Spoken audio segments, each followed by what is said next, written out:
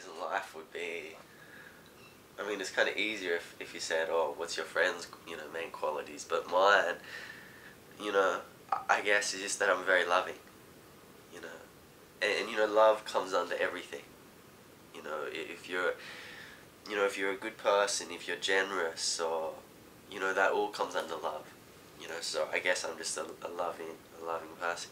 My mom was just, just a beautiful, like a beautiful woman, like a real independent mother. She'd just, just such a great mother. And then, I'd still hang out with my dad on the weekends or whatever, but, I lived with my mom. My mom was like my rock. And it got to a point when I was probably about 11, and it's almost like our roles changed, because she ended up becoming an alcoholic, and it was almost like I was the father, and she was the daughter. It just got to a point where my friends would, I'd have like 4 friends stay the night. And I grew up in this amazing house in Whale Beach, overlooking the water. It's just like so fun. It was the funnest house. But my mom would have passed out and there's no dinner. And then my friends were like, "What are we eating?" I'm like, "Fuck, so I don't know, make us toast or whatever." And so and then it just got to a point where I couldn't. I was 11, really. I was 12, 11, So my mom was, going in and out of rehab, and I was staying I was with my dad, and and then one night she was, she was drunk. She was walking up the stairs and she fell back and hit her head, and then she went into a coma, and she just never made out of that coma, and. My dad was just like, no matter what it is, just deal with it. Cry it out. Whatever you do, don't bottle it up. No matter who you are, if you don't deal with your problems, it's gonna bottle up, and you're gonna it'll hurt you longer in the long run. My dad was like my best friend, and I'm just so lucky to have such a good dad. And then after that, when I was like 18, I had a lot going for me. I mean, I still do, but I kind of had a lot going for me then. I just got back from America, and I was about to make a lot of money and do all these great things. And then I got home, and I had an AVM, and an AVM is like a burst blood vessel in your brain. Statistically, it's fucked up. It's like 50% chance you die, and then after that there's like 20% chance you're paraplegic. It's crazy. The day I was in a coma for 10 days, but when I woke up, I was in the same intensive care. My bed was right opposite the bedroom that my mum died. So I woke up and it was just all familiar. I was like, what the fuck? And I woke up, the doctor's like, what's this? What's this? I was like, fuck, I've had heaps of it. And he's like, yeah, what is it? I'm like, it's analog. And he's like, yeah, but it's more simple than that. I was like, I don't know. And I couldn't even tell him it's a watch.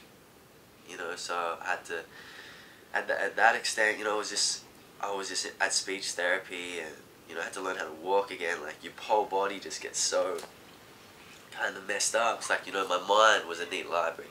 I've always been quite articulate as a young boy and stuff.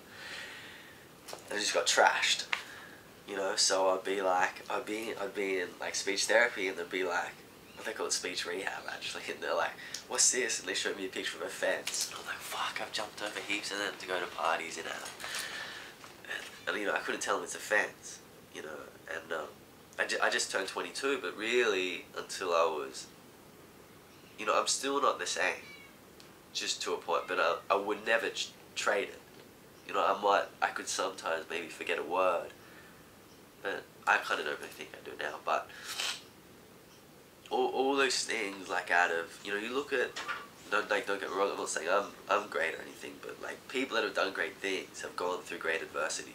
Yeah, Live Game was, my heart just feels warm when I think of that, because, when I was in hospital, all my friends just threw a massive party just to, to raise money for all the costs of all that stuff.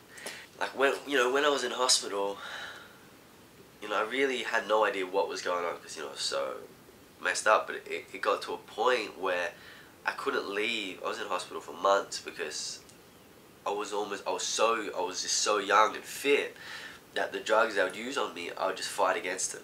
So, you know, for example, like, I had blood clots throughout my whole body. And, you know, old people, there's a drug called warfarin.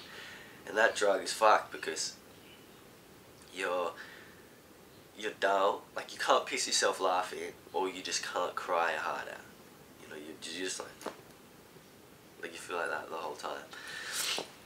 So I was just very down, and then I heard they were throwing this thing, and they showed me a photo, like the logo of it was like my face screaming with the guitar out of it. I was like, what the fuck, guitar coming out of my head? They're like, bro, they're throwing a massive party for you, and I was like, so I started to get on that I was pretty sick, and that party was just massive, you know.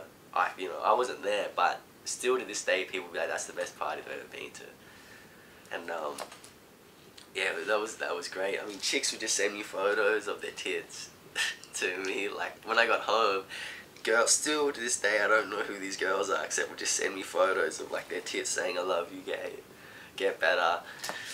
So, it was all crack, it was funny. But yeah, I'm very lucky and just so grateful that I have, you know, such good friends. And like I said, all those dudes, they're like, you know, brothers to me. They've all looked after me, and you know, I'm just a lucky boy.